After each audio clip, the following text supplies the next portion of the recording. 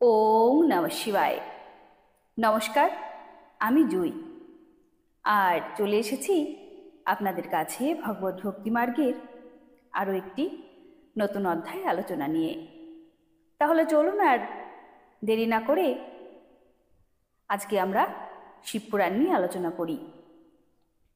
আজকের আলোচ্য অধ্যায়টি হল শিবপুরাণের প্রথম সংহিতা, অর্থাৎ বিদ্যেশ্বর সংহিতা, তারই পঞ্চবিংশ অধ্যায়।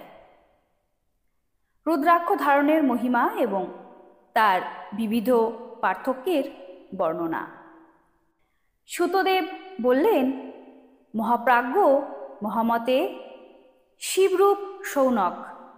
এবার আমি সংক্ষেপে রুদ্রাক্ষের মাহাত্ম্য বলছি, শোনো। রুদ্রাক্ষ শিবের অত্যন্ত প্রিয়, এটি পরম পবিত্র বলে জানবে। রুদ্রাক্ষের দর্শনে, স্পর্শে এবং তাতে জপ করলে সেটি সমস্ত পাপ হরণকারী বলে মানা হয়। মুনে, পূর্বকালে পরমাত্মা শিব সমস্ত লোকের উপকার করার জন্য দেবী পার্বতীর কাছে রুদ্রাক্ষের মহিমা বর্ণনা করেছিলেন। ভগবান শিব বলেন, মহেশ্বরী শিবে, আমি তোমার প্রতি প্রেমবশত ভক্তদের হিত কামনায় রুদ্রাক্ষের মহিমা বর্ণনা করছি, শোনো। মহেশানী, আগেকার কথা। আমি মন সংযত করে হাজার হাজার দিব্য বর্ষ ধরে ভয়ানক তপস্যায় ব্যাপৃত ছিলাম। একদিন হঠাৎ আমার মন ক্রুদ্ধ হয়ে ওঠে। পরমেশ্বরী, আমি সমগ্র লোকের উপকারকারী স্বাধীন পরমেশ্বর। সুতরাং সেই সময় লীলাবশতই আমার দুই চক্ষু খোলা মাত্রই আমার মনোহর নেত্র থেকে কয়েক ফোঁটা জল পড়ে। চোখের জলের ফোঁটায় সেখানে রুদ্রাক্ষ নামক গাছের জন্ম হয়। ভক্তদের অনুগ্রহ করার জন্য এই অশ্রুবিন্দু স্থাবর ভাব প্রাপ্ত হয়। সেই রুদ্রাক্ষ আমি বিষ্ণু ভক্তদের এবং 4 বর্ণের লোকেদের মধ্যে বিতরণ করেছি।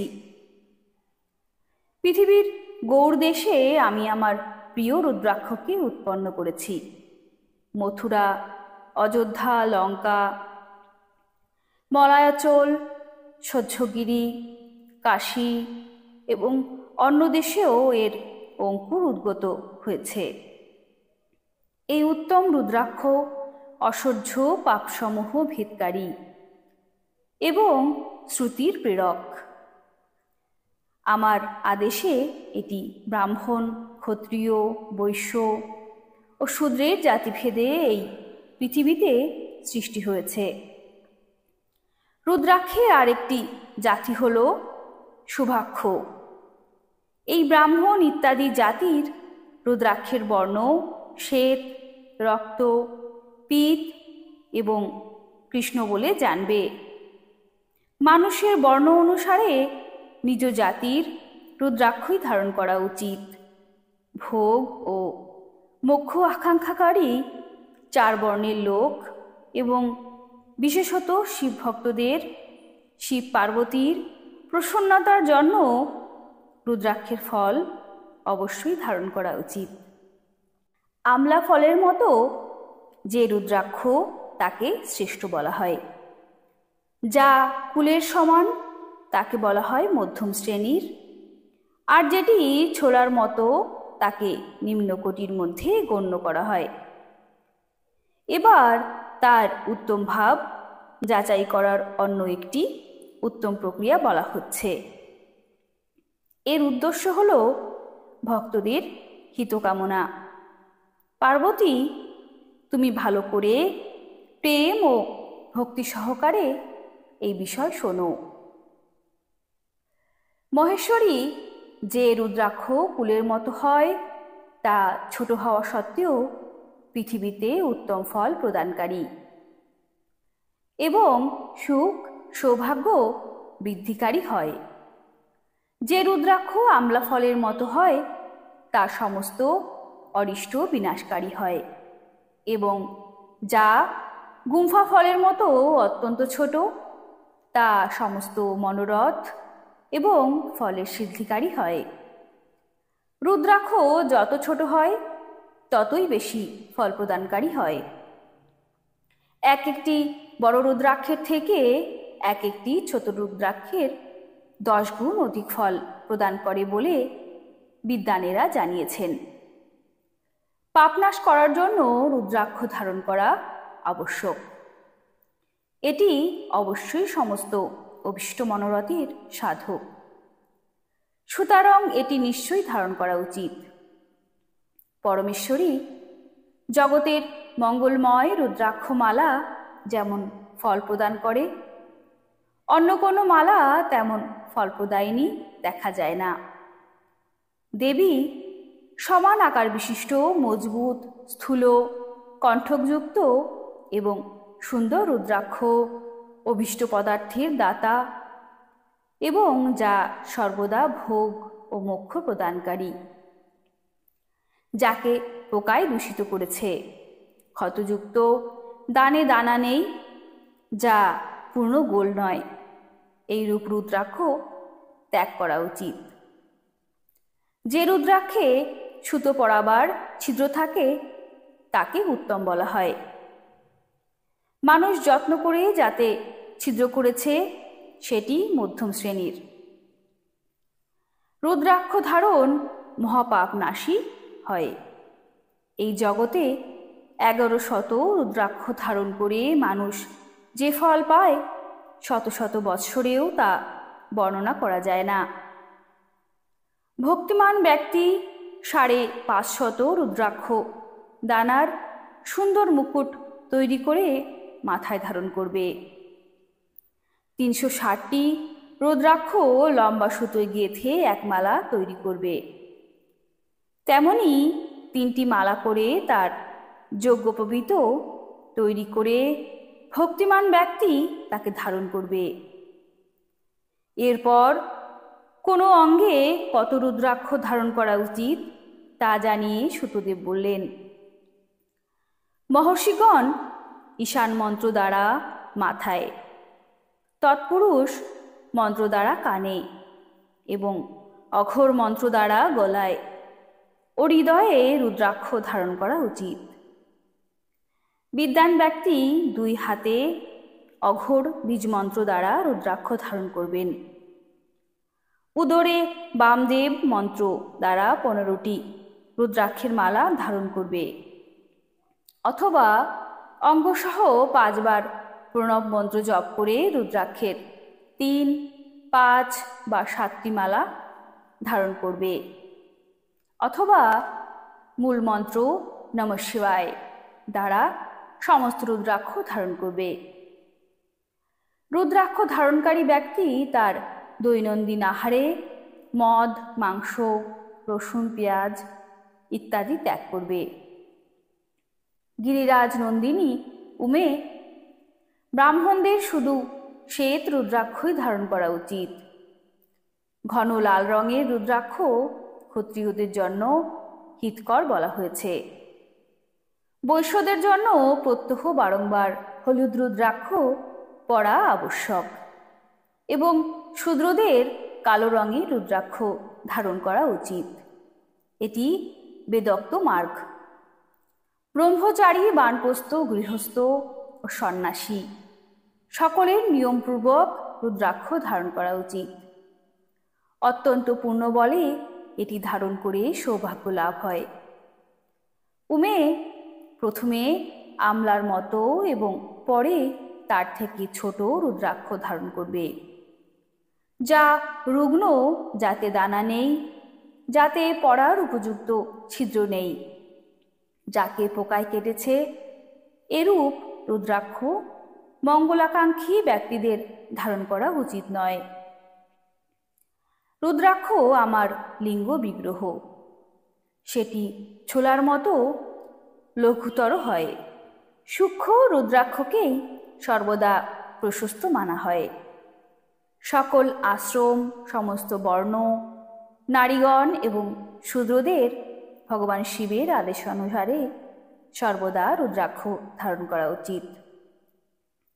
জ্যোতিদের অর্থাৎ সন্ন্যাসীদের জন্য প্রণব উচ্চারণপূর্বক রুদ্রাক্ষ ধারণের বিধান রয়েছে। যার ললাটে ত্রিপুণ্ড বিভূষিত এবং সর্বাঙ্গ রুদ্রাক্ষে ভরা এবং যিনি মৃত্যুঞ্জয় মন্ত্র জপ করে থাকেন, তাকে দর্শন করলে সাক্ষাৎ রুদ্র দর্শনের ফল প্রাপ্তি হয়। পার্বতী রুদ্রাক্ষ অনেক রকমের বলা হয়েছে, আমি তাদের পার্থক্য বর্ণনা করছি। এই পার্থক্য ভোগ ও মোক্ষরূপ ফল প্রদান করে। যেখানে রুদ্রাক্ষের পূজা হয়, লক্ষ্মী দেবী সেখান থেকে দূরে যেতে পারেন না। সেখানকার সমস্ত উপদ্রব দূর হয় এবং সেখানে বাসকারী লোকেদের সমস্ত কামনা পূর্ণ হয়। দুই মুখ সম্পন্ন রুদ্রাক্ষকে দেবেশ্বর বলা হয়। এটি সমস্ত কামনা ও ফল প্রদানকারী। তিন মুখ বিশিষ্ট রুদ্রাক্ষ সর্বদা সাক্ষাৎ সাধনের ফল প্রদান করে। তার প্রভাবে সমস্ত বিদ্যা প্রতিষ্ঠিত হয়। চার মুখ বিশিষ্ট রুদ্রাক্ষ সাক্ষাৎ ব্রহ্মের রূপ। এটি দর্শন ও স্পর্শে শীঘ্রই ধর্ম, অর্থ, কাম, মোক্ষ এই চার পুরুষার্থ লাভ হয়। পাঁচ মুখ সম্পন্ন রুদ্রাক্ষ সাক্ষাৎ কালাগ্নি রুদ্ররূপ। এটি সবকিছু করতে সক্ষম, সকলকে মুক্তি প্রদানকারী এবং সম্পূর্ণ মনোবাঞ্ছিত ফল প্রদানকারী। পঞ্চমুখ রুদ্রাক্ষ সমস্ত পাপ দূর করে। ছয় মুখ বিশিষ্ট রুদ্রাক্ষ কার্তিকের স্বরূপ। যদি দক্ষিণ হাতে তা ধারণ করা হয়, তাহলে ধারণকারী ব্যক্তি ব্রহ্ম ইত্যাদি পাপ থেকে মুক্ত হয়ে যায়। এতে কোনো সংশয় নেই। মহেশ্বরী সাত মুখ বিশিষ্ট রুদ্রাক্ষ অনঙ্গ স্বরূপ এবং অনঙ্গ নামেই প্রসিদ্ধ। দেবেশী এটি ধারণ করলে দরিদ্র ব্যক্তিও ঐশ্বর্যশালী হয়ে ওঠে। আট মুখ বিশিষ্ট রুদ্রাক্ষ অষ্টমূর্তি ভৈরব রূপ। এটি ধারণ করলে মানুষ দীর্ঘায়ু হয় এবং মৃত্যুর পরও শূলধারী শঙ্কর হয়ে যায়। নয় মুখ বিশিষ্ট রুদ্রাক্ষ ভৈরব এবং কপিল মুনির প্রতীক বলে মানা হয়, অথবা নয় রূপ ধারণকারী মহেশ্বরী দুর্গাকে তার অধিষ্ঠাত্রী দেবী মানা হয়। যে ব্যক্তি ভক্তিপরায়ণ হয়ে নিজের বাম হাতে নবমুখ রুদ্রাক্ষ ধারণ করে, সে অবশ্যই আমার সমান সর্বেশ্বর হয়ে যায়, এতে কোনো সন্দেহ নেই। মহেশ্বরী দশ মুখ বিশিষ্ট রুদ্রাক্ষ সাক্ষাৎ ভগবান বিষ্ণুর রূপ। দেবেশী সেটি ধারণ করলে মানুষের সমস্ত কামনা পূর্ণ হয়ে যায়। পরমেশ্বরী একাদশ মুখ বিশিষ্ট যে রুদ্রাক্ষ, সেটি রুদ্ররূপ। এটি ধারণ করলে মানুষ সর্বত্র বিজয়ী হয়। দ্বাদশ মুখ বিশিষ্ট রুদ্রাক্ষ ক্রেশ প্রদেশে ধারণ করবে। এটি ধারণ করলে যেন মস্তকে দ্বাদশ আদিত্য বিরাজমান হয়। ত্রয়োদশ মুখ বিশিষ্ট রুদ্রাক্ষ বিশ্বদেবের স্বরূপ। এটি ধারণ করে মানুষ সমস্ত অভীষ্ট লাভ করে এবং সৌভাগ্য ও মঙ্গল প্রাপ্তি করে। চতুর্দশ মুখ বিশিষ্ট যে রুদ্রাক্ষ, তা পরম শিবরূপ। তাকে ভক্তিপূর্বক মস্তকে ধারণ করবে। এর দ্বারা সমস্ত পাপের নাশ হয়ে যায়। গিরিরাজকুমারী এইভাবে মুখভেদে রুদ্রাক্ষে 14টি পার্থক্য বলা হয়। এবার তুমি সেই রুদ্রাক্ষগুলি ধারণ করার মন্ত্রসমূহ ক্রমানুসারে শোনো। 1 ওং রিং নমঃ, 2 ওং নমঃ, 3 ওং ক্লিং নমঃ, 4 ওং রিং নমঃ, 5 ওং রিং নমঃ, 6 ওং রিং হুং নমঃ, 7 ওং হুং নমঃ, 8 ওং হুং নমঃ, 9 ওং রিং হুং নমঃ, 10 ওং রিং নমঃ, 11 ওং রিং হুং নমঃ, 12 ওং ক্রৌং খ্রৌং রৌং নমঃ, 13 ওং রিং নমঃ, 14 ওং নমঃ। এই 14টি মন্ত্র দ্বারা ক্রমানুসারে 1 থেকে 14 মুখ বিশিষ্ট রুদ্রাক্ষ ধারণ করার নিয়ম। সাধকের নিদ্রা ও আলস্য ত্যাগ করে শ্রদ্ধা ভক্তি সহকারে সমস্ত মনোরথ সিদ্ধির উদ্দেশ্যে উক্ত মন্ত্র দ্বারা এই সব রুদ্রাক্ষ ধারণ করা উচিত। রুদ্রাক্ষের মালা ধারণকারী ব্যক্তিকে দেখে ভূত, প্রেত, পিশাচ, ডাকিনী, সাংখিনী এবং অন্য যত প্রেতত্ব ও রাক্ষস ইত্যাদি রয়েছে তারা সকলেই দূরে পালিয়ে যায়। যারা কৃত্রিম কাজে নিযুক্ত থাকে তারা সকলেই রুদ্রাক্ষধারীকে দেখে ভীত সন্ত্রস্ত হয়ে দূরে সরে যায়। পার্বতী রুদ্রাক্ষ মালাধারী ব্যক্তিকে দেখে আমি শিব, ভগবান বিষ্ণু, দেবী দুর্গা, গণেশ, সূর্য এবং অন্য সকল দেবতাও প্রসন্ন হন। মহেশ্বরী এইভাবে রুদ্রাক্ষের মহিমা জেনে ধর্মের বৃদ্ধির জন্য পূর্বোক্ত মন্ত্র দ্বারা বিধিত ভক্তিপূর্বক রুদ্রাক্ষ ধারণ করা উচিত। মুনীশ্বর ভগবান শিব দেবী পার্বতীর কাছে যা বলেছেন তোমাদের জিজ্ঞাসায় আমি তা তোমাদের জানালাম। মুনীশ্বরগণ, আমি তোমাদের কাছে এই বিদ্যেশ্বর সংহিতা বর্ণনা করেছি। এই সংহিতা সমস্ত সিদ্ধি প্রদানকারী এবং ভগবান শিবের আদেশে নিত্য মোক্ষ প্রদানকারী।